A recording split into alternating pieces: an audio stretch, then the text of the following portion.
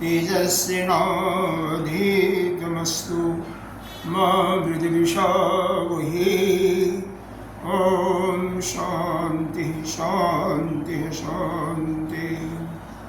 शंकरं शंकराचार्यं केशवं बादरायणं शूद्रभाष्यकृतौ वन्दे भगवन्तौ पुनः पुनः। ईश्वरो गुरुरात्मेति मूर्तिभेदविभागिनि व्योमवद्व्याप्तदेहाय दक्षिणामूर्तये नमः। अखण्डमण्डलाकारं व्याप्तं येन चराचरं तत्पदं दर्शितं येन तस्मै श्रीगुरुवे नमः। अज्ञानतिमिरान्धस्य ज्ञानाञ्जनशलाकया चक्षुरुन्मीलितं येन तस्मै श्रीगुरुवे नमः।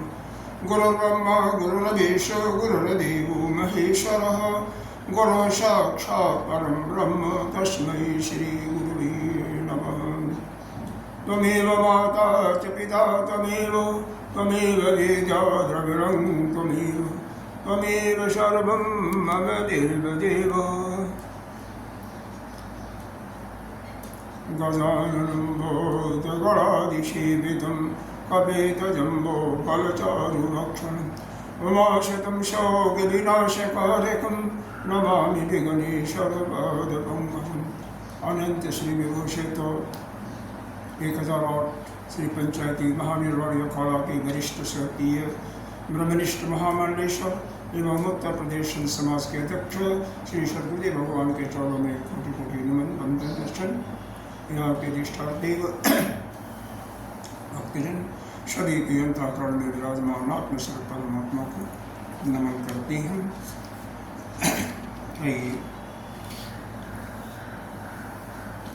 84वें श्लोक से पाठ करते हैं।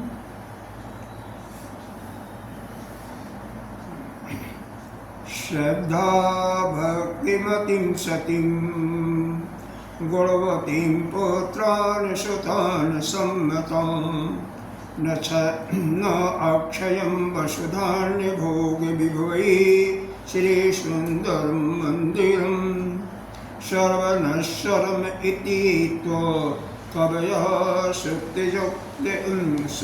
श्रुतियुक्तभिः सन्नस्तन्न परेतु तत् सुखमिति भ्राम्यति दुःखालयम्। श्रद्धा भक्तिमतीं सतीं गुणवतीं पुत्रान् सुतान् सम्मतान् अक्षयं वसुधान्यभोगविभवै श्रीसुन्दरं मन्दिरम् सर्वनश्वरम् इति कवयः श्रुतियुक्तभिः सन्न्यस्त अपरेतु तत् सुखम् इति भ्राम्यन्ति दुःखर्णवीम्। बहुत भगवान की असीम कृपा से हम लोग श्री आदिगुरु शंकराचार्य जी द्वारा विरचित उपग्रंथ सर्व वेदांत सिद्धांत सार संग्रह का विचार कर रहे हैं। यहाँ पर अभी तक जो विचार किया है साधन चतुष्टय के 2 अंगों को लिया गया। पहला विवेक और दूसरा वैराग। वैराग का प्रकरण भी चल ही रहा है। क्या क्या इसमें हमने अध्ययन किया? वैराग के प्रकरण में यह बता दिया गया कि शरीर केवल मल और दुर्गंधों से भरा हुआ है।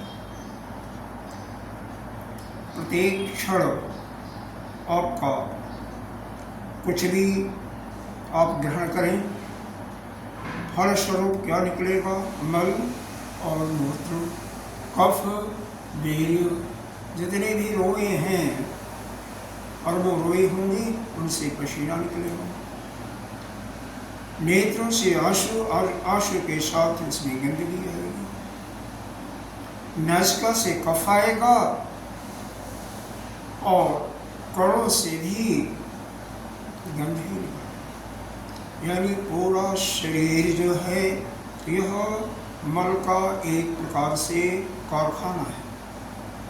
ऐसा विचार करके विवेकी पुरुष किसी भी शरीर से, चाहे वह स्त्री हो पुरुष हो, यानी स्त्री होगी तो पुरुष से, पुरुष होगा तो स्त्री से, कभी भी उसके ऊपर आसक्त नहीं होती। दूसरा चीज यह भी बताया गया, धन जो है सभी विपत्तियों का मूल कारण है। जितने भी दुख हैं उनका मूल कारण है, क्योंकि धन के अर्जन करने में, धन के उत्पादन में नाना प्रकार के पाप भी हो जाते हैं, जाने अनजाने। दूसरे परिश्रम भी करना पड़ता है, बिना परिश्रम के धन का अर्जन नहीं होता। धन एकत्र हो गया, इकट्ठा भी हो गया, अर्जन हो गया, तो बाद में उसका संरक्षण पर ही ध्यान देना पड़ता है। फिर उसके खर्च करने में भी आपको दुख होता है। दान कर रहे हैं तो भी आपका मन विक्षिप्त हो जाता है। अतिशय इसको हम एक प्रकार से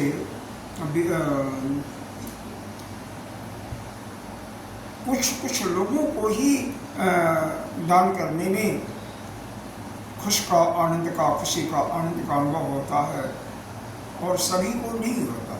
ज़्यादा लोग तो दान में तो करते हैं, दान तो देते हैं, भूखे को भोजन भी देंगे, लेकिन उनमें उनकी मन की भावना होती है, इतना हम दान दे रहे हैं तो फिर हम कई गुना हम इसके बदले में प्राप्त करेंगे। यह जिसके अंदर भावना होती है वह तो, इसका मतलब क्या हो गया, उसके अंदर एक कामना हो गई। वह दान किसी प्रलोभन के कारण दे रहा है तो उसके प्रति तो जो कुछ कामना होती है पूर्ति हो जाती है, उससे उसके अंतःकरण की शुद्धि कभी हो ही नहीं सकती, और ऐसा व्यक्ति तो कभी भी मोक्ष के मार्ग में आगे जा ही नहीं सकता। साथ ही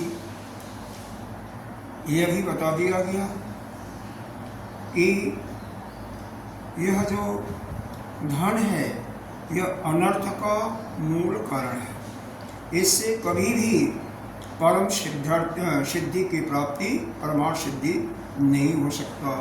परमार्थ सिद्धि क्यों नहीं हो सकता? क्योंकि जब तक आप निष्काम कर्म नहीं करेंगे, निष्काम रूप से धन को दान या यज्ञ तप नहीं करेंगे, तब तक आपका अंतःकरण शुद्ध नहीं होगा। और इसी कारण से जो विवेकशील पुरुष होता है सब कुछ अपना धन दे करके क्या करता है, वो मन में संन्यास रूप में रहता है। और इसके विपरीत जो धन से ही सुख प्राप्त होता है, ऐसा विचार वाला मूर्ख पुरुष और अविवेकशील पुरुष, उसे क्या होता है, वह उसका धन अनर्थ का ही कारण है। यहाँ पर बताया गया श्रद्धा भक्तिमती।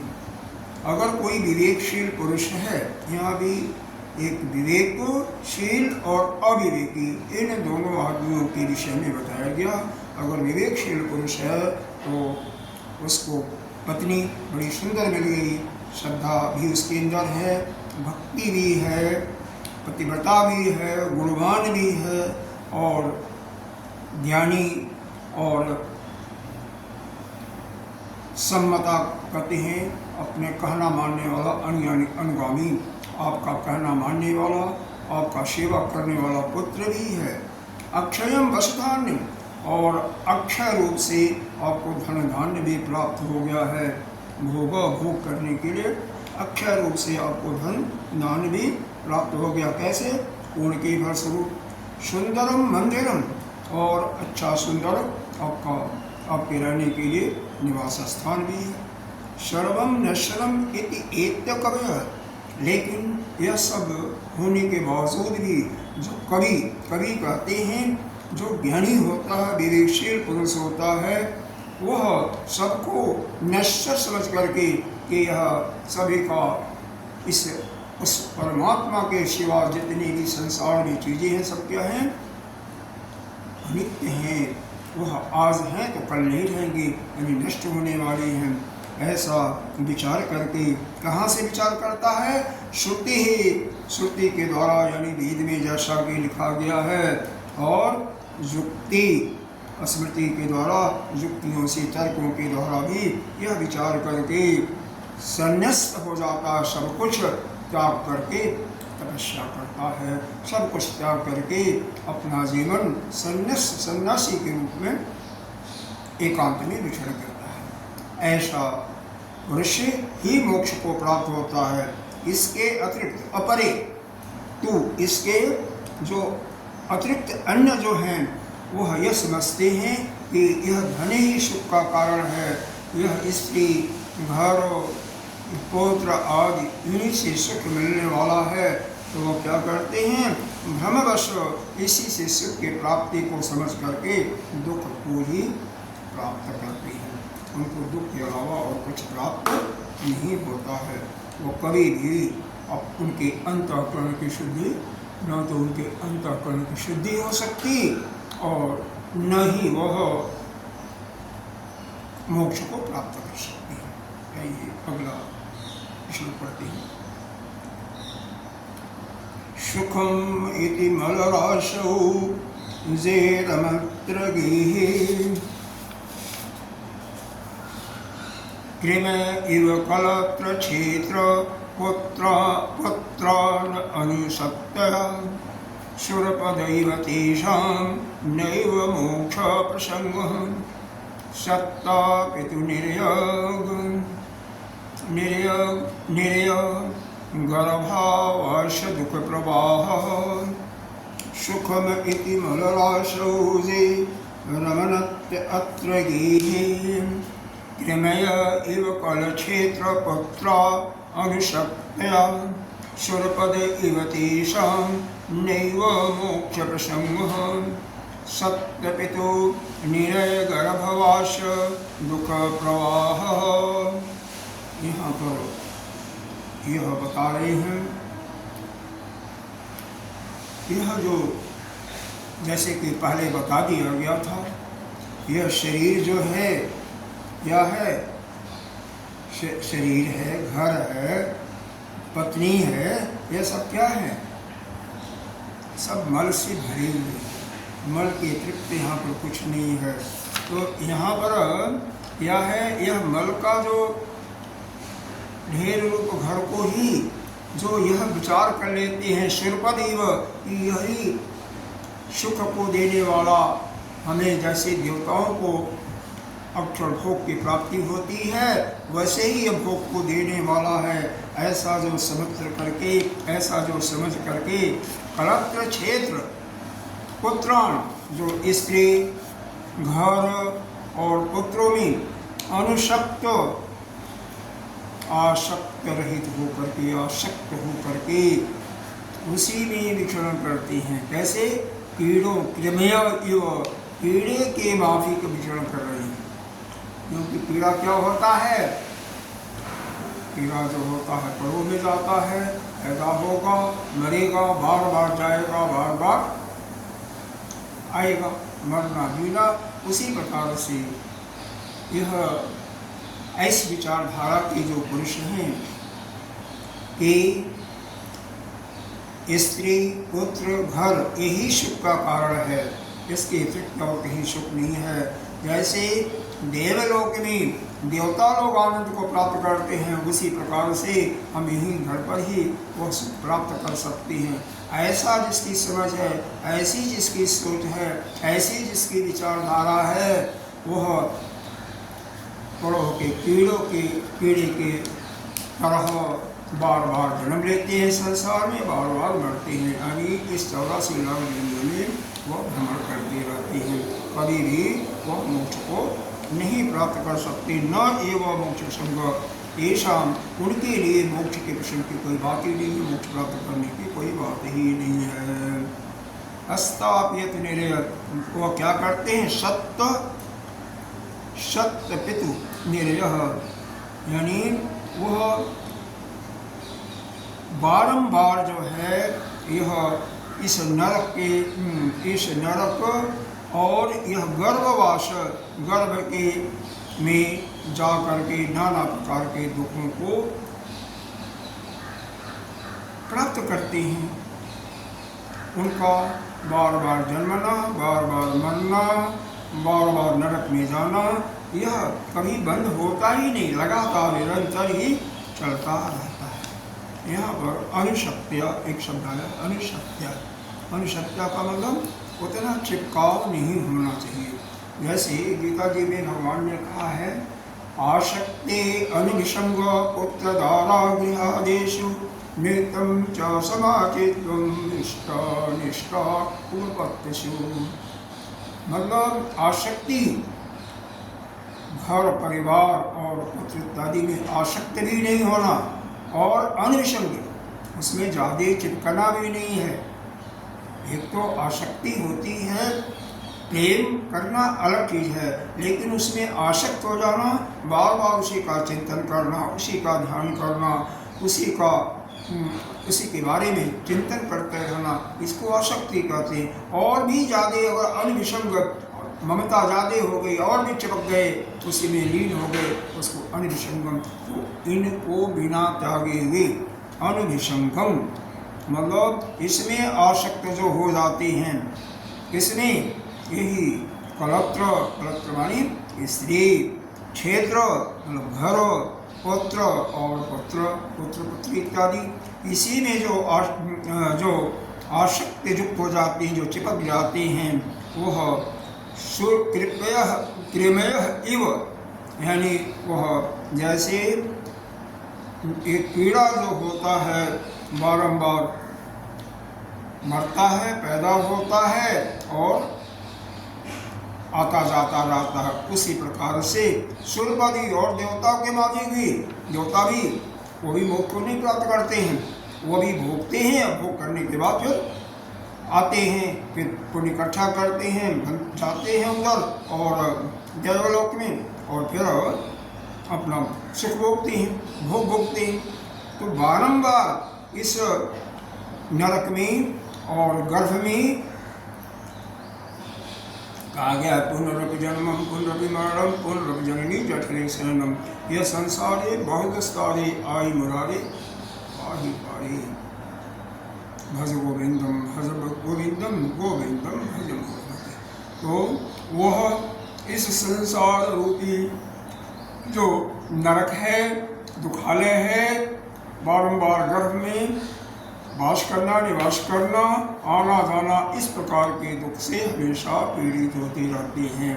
वह उनकी मुक्ति का कोई रास्ता नहीं होता है। यानी जो पुरुष, जो साधक केवल स्त्री, पुत्र और घर में ही यह सोचते हैं यही हमारे लिए देवलोक है, हमारे लिए सुख का साधन है, तो वह कभी भी मोक्ष को प्राप्त न करके बारंबार इस दुखालय संसार में आते हैं, जाते हैं, माँ के गर्भ में आते हैं, मर करके फिर आते जाते रहते हैं। जैसे देवता लोग ही स्वर्ग में जा करके यहाँ तपस्या करते हैं, मृत्युलोक में फलस्वरूप देवता बनते हैं और वहाँ पर भोगते हैं, भोग करते हैं, और भोग करने के बाद अंत में फिर मृत्यु को ही प्राप्त होती है, मोक्ष की प्राप्ति उनकी नहीं होती है। और अपवाद की बात छोड़ दीजिए, और फिर उनको पुनः जन्म लेना, पुनः तपस्या करना, पुनः देवता बनना, इस प्रकार से देवता या जैसा उनका कर्म होगा उसके अनुसार बनना और उसके अनुसार भोग करना और फिर आना जाना लगा ही रहता है। उसी प्रकार से जो पुरुष केवल इस संसार में स्त्री पुत्र घर आदि में ही चिपका हुआ है, इसी में सोचता है कि सब कुछ सुख इसी में है, वह उसका संसार में आना जाना चलता ही रहता है, कभी बंद नहीं होता, कभी भी इस ग्रह में आने से वह मुक्त नहीं हो पाता और नाना प्रकार के दुखों से वह पीड़ित होता है। समझ में आ रहा है? चलते हैं। अब देखिए अगले श्लोक में भगवान ने यहाँ पर सत और असत के विषय में चर्चा किया। सत कर्म क्या है, असत कर्म क्या है। तो उस परमात्मा ही एक सत्य है और उस ब्रह्म को छोड़ करके, परमात्मा को छोड़ करके सभी असत के कोटि में नित्य वही है और बाकी जो है असत्य के अनित्य के कोटि में आते हैं। वह सभी का अधिष्ठान है, वह चेतन स्वरूप जो है अधिष्ठान है और बाकी यह शरीर है, इंद्रिय है, यह सब क्या है, यह उस पर अध्यस्त है। वही पवित्र है और बाकी अपवित्र है। वह चेतन है और बाकी माया से ग्रसित है, मिथ्या के रूप में है। तो इस शरीर में चेतन भी है और यह मिथ्या रूपी यह इंद्रिय और शरीर भी इसी में मिला हुआ है। वह चेतन को जो समझ जाता है वह दृष्टा है, साक्षी है, लेकिन यह जो शरीर है, इंद्रिय है, क्या यह जीव, यह पंच महाभूतों से बना हुआ माया से ग्रसित है। वह चेतन, वह मायापति है, मायापति। अगर उस चेतन को प्राप्त करना है तो मायापति का आपको ध्यान करना पड़ेगा। और नहीं, इस संसार में ही भटकना है, इसी में रहना है, तो आपको क्या करना पड़ेगा, तो माया से ग्रसित रहिए, माया में जाते और जाते रहिए। तो सतकर्म क्या है? सतकर्म जो वेद और शास्त्र के अनुसार जो कर्म निर्धारित किए गए हैं उस कर्म को करना वही सत्कर्म है। और वेद के विपरीत करना, वेद ने जिसको मना किया है उन कर्मों को करना, वही आपका असत्कर्म के कोटि में आता है। तो कोई भी पुरुष, कोई भी साधक यदि वेद के अनुसार जो वर्णित कर्म है, निहित कर्म है, उन्हीं कर्मों को करता रहता है तो क्षय पाप मना, तो उसके पाप जो हैं, चाहे इस जन्म के हों, पिछले जन्म के हों, वो क्षय होते हैं। यानी क्षय होने का मतलब नष्ट नहीं होता, बल्कि शिथिल पड़ता जाता, शिथिल पड़ जाता, क्षय हो जाता। श्रुतिमताम, और जो वेद का श्रुतिमताम, जो वेदों का अध्ययन करते रहते हैं, उनका भी, जो सत्कर्म करते हैं उनका भी, सिद्धात्मना जो योगी इत्यादि हैं, जो उपासना करते हैं भक्ति योग में, ऐसे जो धीमता, जो बुद्धिमान पुरुष हैं, यानी ऐसे बुद्धिमान पुरुष जो हमेशा सत्कर्म करते हैं, वेद के अनुसार करते हैं, या वेद का स्वाध्याय पठन पाठन करते रहते हैं, सिद्धात्मना योगी हैं, प्राणायाम करते हैं या उपासना करते हैं, प्राणायाम से चित्त आपका योग से एकाग्र हुआ और उपासना से आपका जो विक्षेप होता है वह भी दूर हो जाता है। ऐसे जो विचारशील पुरुष हैं, नित्य अनित्य पदार्थ शोधनम इदम, वह नित्य क्या है, अनित्य क्या है, इस प्रकार से इन सभी पदार्थों का शोधन करके, यानी सभी से उदासीन रहते हुए, जुक्त्या मुहुर्पूर्वतम, बारंबार वो क्या करते हैं, बारंबार मन को यह हमेशा यह शोधन करते हुए वह अपने मन को क्या करते हैं, वश में कर लेते हैं। उनका मन, उनकी इंद्रियां उनके कंट्रोल में होती हैं। तस्मात् उक्तमः विरक्त असीमता। तो ऐसे लोग क्या कहते हैं?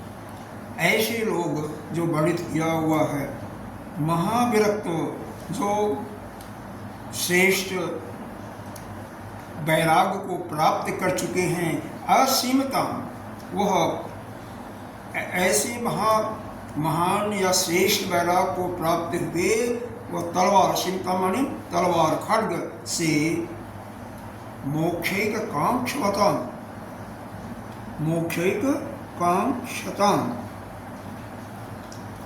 यह उनकी तलवार हमेशा उठी रहती है और वही जो है एकमात्र ही इस मुक्ति का रास्ता है, या मुक्ति के रास्ते पर ले जाने वाला है। उनके पास और कोई आशा नहीं है। मोक्ष आकांक्षा था, केवल मोक्ष की ही आशा है।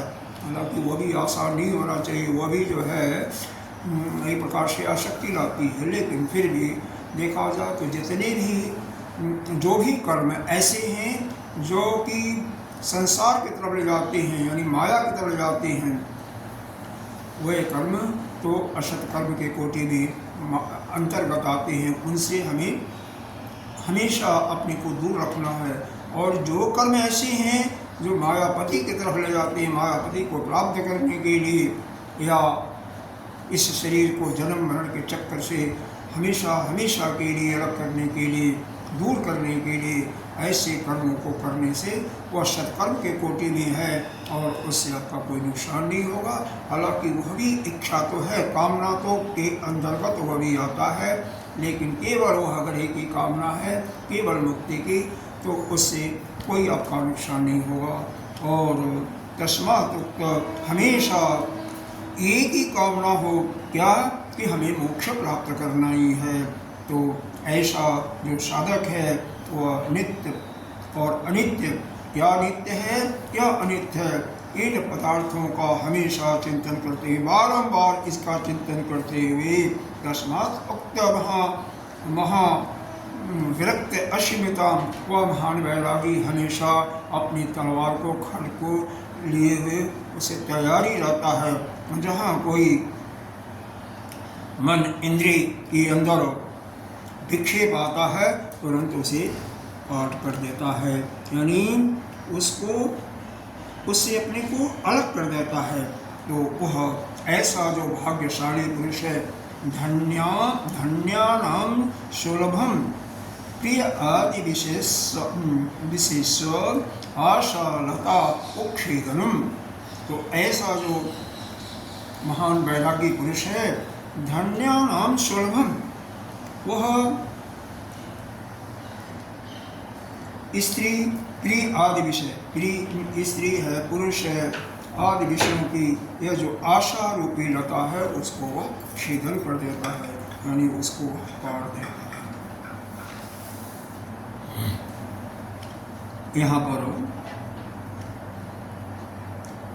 देखो, इस संसार में दो प्रकार के कर्म होते हैं, एक शतकर्म और एक असत्कर्म। शतकर्म हमें मोक्ष की तरफ ले जाता है, असत्कर्म यानी सत्कर्म हमें मायापति की तरफ ले जाता है, मोक्ष की तरफ ले जाता है, और सत्कर्म हमें संसार की तरफ ले जाता है, असत्कर्म हमें नरक की तरफ ले जाता है, या असत्कर्म हमें माया की तरफ ले जाता है। तो ऐसे जो पुरुष हैं, ऐसे जो साधक हैं, जिन्होंने श्रुतिमताम, जो श्रुति के माध्यम से, श्रुति के अनुसार जो विचार करके और या प्राणायाम उपासना करके अपने पापों का क्षय कर चुके हैं, पापों को चाहे इस जन्म के हों या पिछले जन्म के। श्रुति मतान, श्रुति के अनुसार या सिद्धात्म नाम, योग्य के अनुसार या उपासना के अनुसार, ऐसे जो धीमताम पुरुष हैं, विद्वान पुरुष हैं, वह सत्कर्म के द्वारा पापों का, अपने पापों का क्षय करते हैं।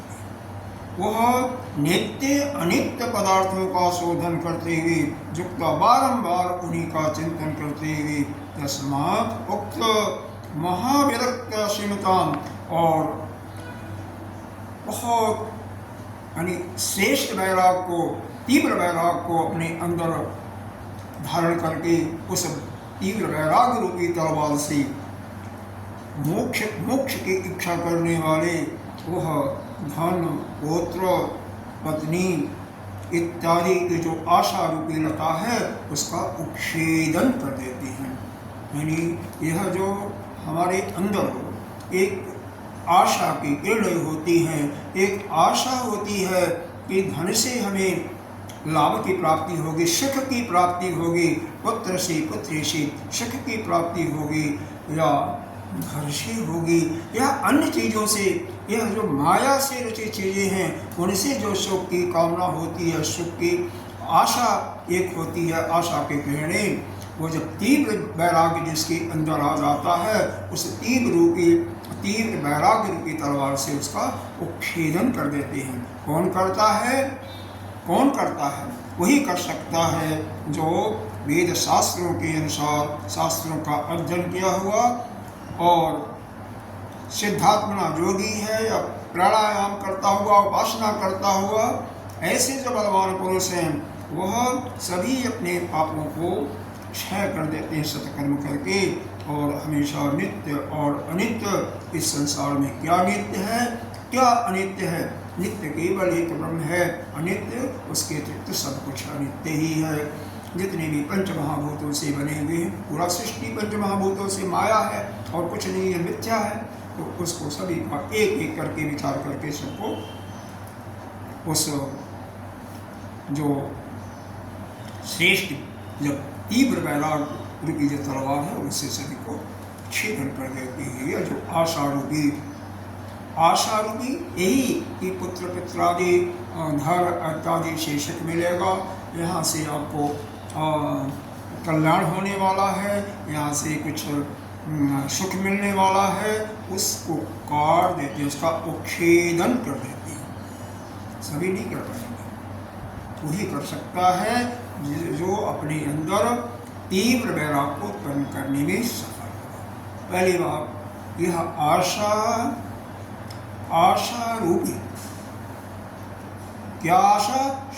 आशा रूपी सुख कहाँ से मिल रहा है? यह जो आशा रूपी सुख की भावना जिनके अंदर आ जाती है कि पुत्र से, धन से, या घर से, या अन्य चीज़ों से, यह आशा रूपी सुख की कामना जिनके अंदर होती है, यह लता जो बढ़ जाती है, इसका उच्छेदन कैसे हो सकता है? केवल तीव्र वैराग रूपी तलवार। और तीव्र वैराग रूपी तलवार कहाँ से आएगी आपको? जो कि शास्त्रों का स्वाध्याय करता रहा हो, स्वाध्याय कर रहा हो, प्राणायाम योग से अपने मन को कंट्रोल कर रखा हो, उपासना से विक्षेप को भी दूर कर रखा हो, ऐसा जो बलवान पुरुष नित्य सत्कर्म करता हुआ इस तीव्र वैराग्य रूपी खड़ग से इस आशा रूपी सुख जहाँ जहाँ से मिलता है, पुत्र धन, पुत्र घर जायदाद इत्यादि से सबको काट करके अलग कर देता है। और जब उसका उच्छेदन कर देता है तब वह स्वयं मुक्ति मार्ग पर, मोक्ष के मार्ग पर आगे बढ़ जाता है। इसीलिए मोक्ष यह दो चीज़ें हैं, एक संसार और एक आपका मोक्ष की प्राप्ति। जो चाहता है कि हम इस संसार यानी माया की तरफ है, वह तो भैया इसी में पड़ा रहेगा। वह चाहे कि हम मोक्ष की तरफ जाएं या मोक्ष को प्राप्त करें तो संभव नहीं हो सकता। दोनों में से एक ही काम हो सकता है। या तो इस माया रूपी जो मिथ्या जो वस्तुएं आपको दिखाई देती हैं, पुत्र, स्त्री, घर इत्यादि, उससे सुख की आशा है, तो यह क्या है? यह तो माया है, माया का है। तो माया रूपी सुख को या माया में जो भ्रमण करना चाहता है वो कभी भी माया के पार नहीं जा सकता। उसके पार कौन जा सकता है? जो मायापति का भजन करता है। माया नहीं बल्कि मायापति के शरण में जाना चाहता है, मायापति का आराधना करता है। कैसे? श्रुति के अनुसार, वेद के अनुसार, स्मृति के अनुसार उपासना करता है या योग के बल पर और सत्कर्म कर करके, सत्कर्म कैसे करता है? वेद के अनुसार जो गणित है वो अपने पापों को क्षय किया हुआ है, वही आगे बढ़ जाता है। आइए अगला श्लोक देखते हैं।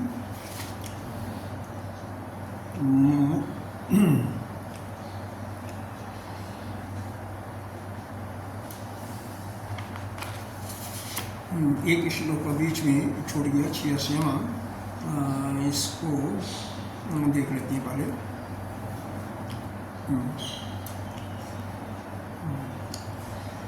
येषाम् आशा निराशा स्यात् उपत्यधनादिषु तेषां सिद्ध्यति न अन्येषां मोक्ष आशाभिमुखी गतिः। येषाम् आशा निराशा स्यात्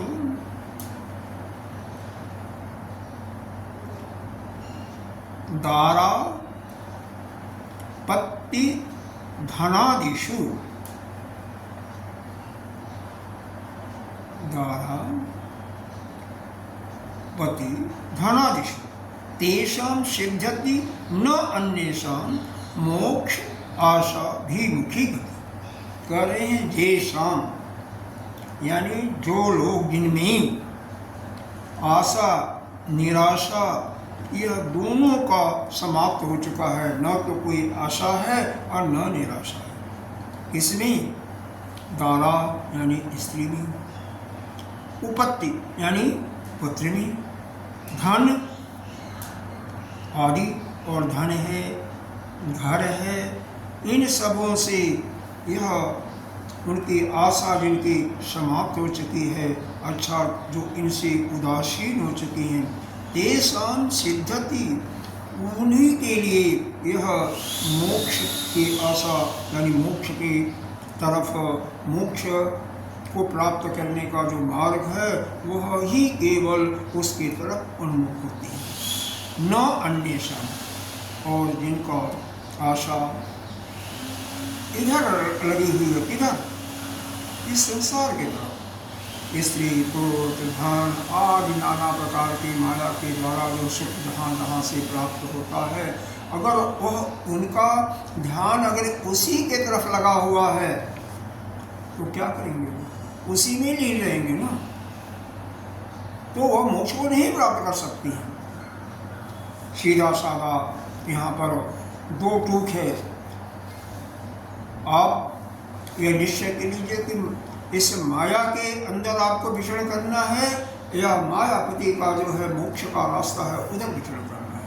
दोनों रास्ते अलग अलग हैं। तो संसार के तरफ विचरण कर रहे हैं। संसार में जो नाना प्रकार के प्रलोभन है, सुख के साधन दिखाई देते हैं, आपको प्रतीति जिसकी हो रही है, चाहे वह स्त्री हो, पुत्र हो, घर हो, आदि सुंदर वस्तुओं का भोग्य है,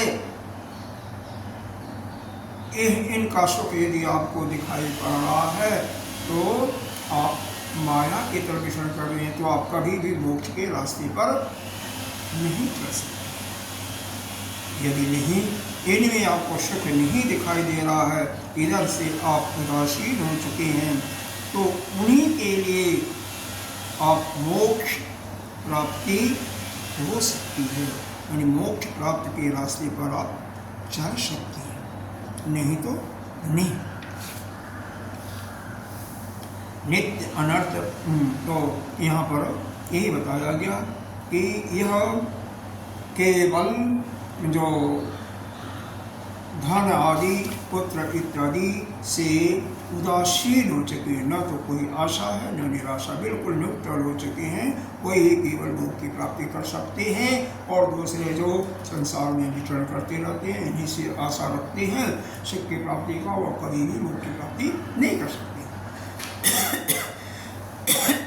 एक अंतिम श्लोक देख लेते हैं आज पर। संसार मृत्यो बलिनः प्रवेष्टुं द्वाराणि च त्रीणि लोकी कांता च जीवा कनकस्य तानि रुणग्धे जस्तस्य भयं न मृत्योः। संसार मृत्यो बलिनः प्रवेष्टुं द्वाराणि च त्रीणि महान्ति लोकी कांता च जिह्वा कनकश्च तानि रुलब्धे जस्तस्य भयं न मृत्यु। यहाँ पर यह बताया गया, यह संसार रूपी जो मृत्यु है, बलि श्रेष्ठ यानी बलवान जो यह मृत्यु है, उसमें जो प्रवेश कर रहा है, यह मनुष्य के शरीर में घुस सकता है। संसार रूपी मृत्यु, बलि मृत्यु यानी जैसे कोई जीव पैदा होता है उसी समय उसका मृत्यु निश्चित हो जाता है। तो यहाँ पर ही बता रहा इस श्लोक में संसार रूप वाली बलि जो मृत्यु है, जो जिस मनुष्य के शरीर में घुस गया, यानी अर्थात इसका अभिप्राय यह है कि जिसके लिए केवल संसार के जितने भोग पदार्थ हैं उसी में उसको सुख का अनुभव होने लगता है, किसी में सुख मिलना है और किसी चीज में नहीं।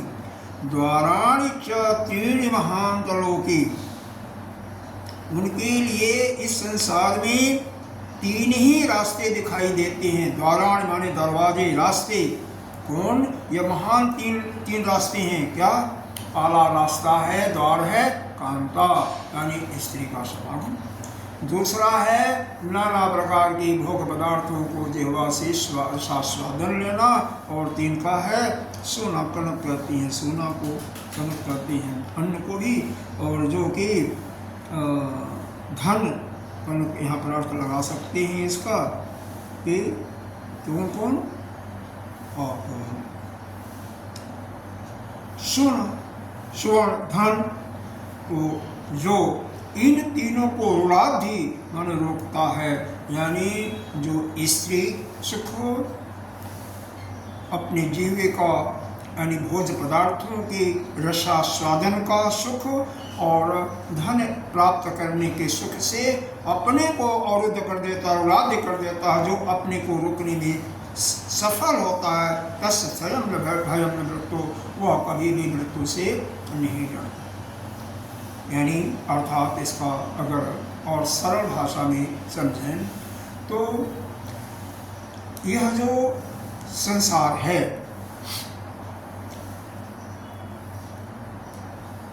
सभी के अंदर क्या है? यह बलवान जो मृत्यु रूपी भय है, यह सबके अंदर प्रवेश है। सभी के अंदर प्रवेश है। लेकिन प्रवेश करने के बाद भी इसके मुख्य दरवाजे तीन हैं जहाँ से प्रवेश करता है। भाई प्रवेश तो है, करेगा, ठीक है, क्या रहा, लेकिन कहाँ से प्रवेश करेगा? दरवाजे से ही, किसी दरवाजे से आएगा, खिड़की से आएगा, जंगले से आएगा, यहीं से तो आ सकता है ना। यह घर है, घर में प्रवेश कहाँ करेगा? दरवाजों से। तो तीन मुख्य दरवाजे जो हैं, एक नेत्र है जहाँ से क्या है? स्त्री रूपी सुख और साथ में जनेंद्रिय इत्यादि का, तो वहाँ से प्रवेश कर रहा है स्त्री सुख के माध्यम से, या जिह्वा या रसेंद्रिय है यहाँ से, या सोना इत्यादि यानी धन का इकट्ठा करने में। लेकिन जो साधक इन तीनों से अपने को रोक लेता है, अर्थात जो अपने इंद्रिय, कौन सा इंद्रिय? कामेंद्रिय है, कर्मेंद्रिय है ना, जो जनेंद्रिय है, कर्मेंद्रिय है, इस पर अपने को रोक लेता है। रसेंद्रिय यानी ज्ञानेंद्रिय है, तो उस पर अपने को रोक लेता है। और सोना आदि इकट्ठा करना, अपने मन को इन सब चीज़ों से अलग कर लेता है। वही केवल मृत्यु से अपने को अलग कर लेता है, यानी मृत्यु से वह नहीं डरता है, अर्थात वह मोक्ष को प्राप्त हो जाता है।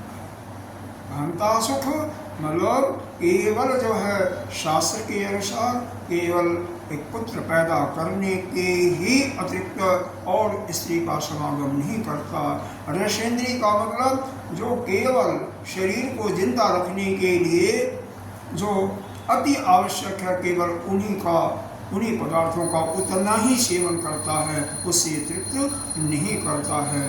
और कनक का मतलब जितना कम से कम धन की जरूरत है शरीर निर्वाह के लिए, उतना ही धन इकट्ठा करता है, उससे ज़्यादा धन को नहीं रखता। वही केवल इस मृत्यु रूपी प्रकार से नहीं डरता। यह मृत्यु रूपी जो विसूचिका है, जो खून रक्त पाने के लिए, प्यार पीने के लिए हमेशा लालायित है, उससे वह नहीं डरता, उससे वह मुक्त हो जाता है। अर्थात वह इस संसार के आवागमन से अपने को अलग करके मुक्त हो जाता है। समझ में बात आई हो तो इसको मतलब एक बार और सुने। यहाँ पर इन 4-5 श्लोकों में जो आज चिंतन किया है, सार रूप में समझ लें कि हमें विवेक अपने अंदर पहले लाना है। विवेक का है कि संसार में नित्य केवल एक ब्रह्म है, उसकी तो सभी क्या हैं, वह दूसरे श्रेणी में आती हैं, अनित्य के श्रेणी में आती हैं। सत्य एक है, ब्रह्म सत्य है और बाकी असत्य है। ऐसा जो विचार करके जो विवेकशील पुरुष होते हैं, तो उनके पास श्रद्धा भक्ति युक्त स्त्री है, उनका कहना मानने वाला भी पुत्र भी है, घर द्वार धन इत्यादि है सभी, लेकिन सबको नश्वर मानते हुए उनसे संन्यास ले लेता है। और वह जो है कभी भी इस संसार में पुनः आना जाना उसका नहीं रहता, और बाकी जो है इसी संसार के दुख में आते और जाते रहते हैं। यह बताया गया सुखमिति मानवासो, जो यह घर है, द्वार है, घर है, स्त्री है, पुत्र है, यह सभी क्या है, मल के गंदगी ही है, मलेच्छ ही है, और जो केवल इसी से सुख की आशा करते हैं देवलोक के माफिक, वो कभी भी मोक्ष को नहीं प्राप्त कर सकते हैं। वो केवल दुख इस संसार रूपी नरक में आते और माँ के घर में आते और जाते रहते हैं। इसी प्रकार से जो अपने को धन पुत्र इत्यादि में से जो उदासीन हो जाते हैं, उन्हीं को केवल मोक्ष की प्राप्ति होती है। श्रुति के अनुसार जो उपासना करके या प्राणायाम जो की क्रिया करके नित्य अनित्य पदार्थों का जो शोधन कर लेते हैं और अपने अंदर वह तीव्र वैराग करके, तीव्र वैराग्य भी उस खड्ग से जो जितने भी संसार के सुख देने वाले हैं, धन पुत्र इत्यादि, उन सभी के आशाओं को खड्ग से काट देते हैं। वही केवल मोक्ष के रास्ते को, मोक्ष को प्राप्त करते हैं, मोक्ष के रास्ते पर चलते हैं, अन्य नहीं चल पाते हैं। और मृत्यु से किसको डर नहीं होती? जो अपने कांता पर यानी स्त्री पर, जीवा पर और धन इत्यादि पर जो अपने से उसमें जाने से अपने को रोक लेता है। पूर्णस्य पूर्णमादाय पूर्णमेवावशिष्यते। शांति शांति शांति।